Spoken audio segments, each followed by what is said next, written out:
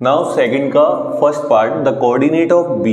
तो एक चीज का याद रखिएगा, हमेशा कोऑर्डिनेट लिखते टाइम पहला पॉइंट जो देखते हैं एक्स एक्सिस वाला देखते हैं और सेकंड पॉइंट किसका होता है वाई एक्सिस का। तो बी पॉइंट के कोऑर्डिनेट देखें तो बी को एक्स एक्सिस पे अगर चेक करो तो यहाँ कितना लिख रहा है -5 और वाई एक्सिस पे चेक करोगे तो कितना लिख रहा है 2। तो इसका मतलब कोऑर्डिनेट ऑफ बी जो है हमारे वो क्या हो जाएंगे, कोऑर्डिनेट ऑफ बी ये हो जाएगा पहला पॉइंट किसका होना चाहिए एक्स एक्सिस का, तो एक्स एक्सिस पे पॉइंट क्या है -5 और दूसरा पॉइंट किसका होना चाहिए वाई एक्सिस का, तो वाई एक्सिस पे पॉइंट क्या है 2।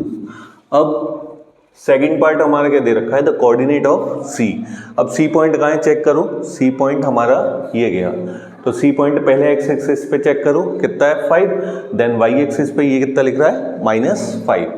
तो इसका मतलब कोऑर्डिनेट ऑफ सी के क्या हो जाएंगे हमारे, कोऑर्डिनेट ऑफ सी ये क्या हो जाएगा हमारा 5, -5।